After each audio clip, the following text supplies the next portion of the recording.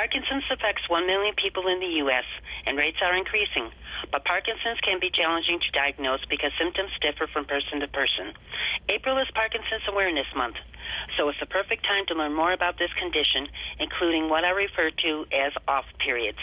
Joining us to discuss this important health topic and why you need to communicate how you are feeling are Dr. Robert Hauser, Director at Parkinson's Disease and Movement Disorder Center, Tampa, and one of his patients, Bob Harmon, who lives with Parkinson's.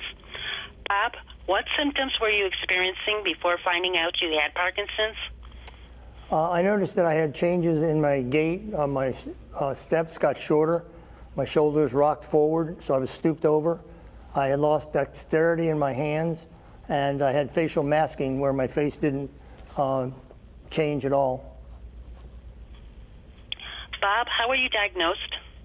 I was diagnosed by going to a neurologist after my family practitioner didn't find anything wrong. Went down the hallway to the neurologist office, and he said, "You've got Parkinson's." I just walked and had all the common symptoms of Parkinson's. Doctor, what is Parkinson's and who is at risk? Parkinson's disease is a neurologic disorder where individuals are losing dopamine neurons, and when that chemical in the brain, dopamine, goes low, patients experience the common signs of the disorder, and these include slow and small movement, stiffness, tremor, short strides, soft voice, and decreased facial expression. All of us are at risk, unfortunately, and the biggest risk factor is age. It's more common as we get older. About 1% of individuals age 60 have it, and 2% of individuals age 80 have it. Doctor, how is Parkinson's generally treated, and why are new treatments needed? Yeah, we use dopamine medications to treat signs and symptoms of Parkinson's disease. Initially, when we add dopamine medications, they last from dose to dose, but unfortunately over time, patients experience fluctuations in the response to medication.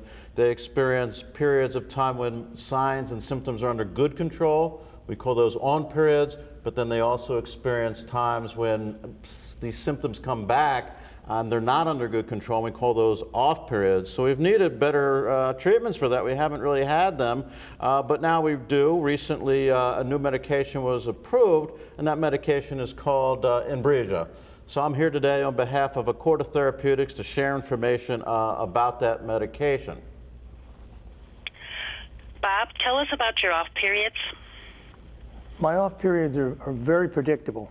I have them between 3 and 4 times a day, and what happens is my movement becomes restricted. I start to shuffle my feet, my hands lose dexterity, and it's very gradual, but I can feel it happening, where I'm becoming more and more symptomatic as time goes on. Doctor, can you tell us more about the new medication? Yeah, this medication is an inhaled form of levodopa, and in clinical trial what we saw was that patients, when they entered one of these off periods, could self-administer the medication, and at 30 minutes they experienced a significant improvement in symptoms, and in fact onset of action was at 10 minutes. The most common side effect was cough. Now, the medication is not for everyone. It's contraindicated in the individuals who are on non-selective monoamine oxidase inhibitors, and it's not recommended for individuals with chronic lung disorders like asthma and COPD. Bob, what advice do you have for people living with Parkinson's? I think the most important thing is to know your disease, learn everything you can about it, share what you're feeling with your doctor, give them the details of what's happening so that they can use treatments such as what we're talking about here to make you have a better quality of life during the day as you try to manage your symptoms. Doctor, what advice do you have for people living with Parkinson's? Yeah, I would say live a healthy lifestyle, eat well, exercise well, and I agree with Bob. Talk to your doctor, tell him what's bothering you, and try and get as best advice as you can. Read about Parkinson's disease and learn as much as you can. With regard to what we're talking about today, there's more information available on the net at inbrija.com. I'd like to thank you both for taking the time this morning to talk with us. Have a good day. Thank you very much. Thank you very much.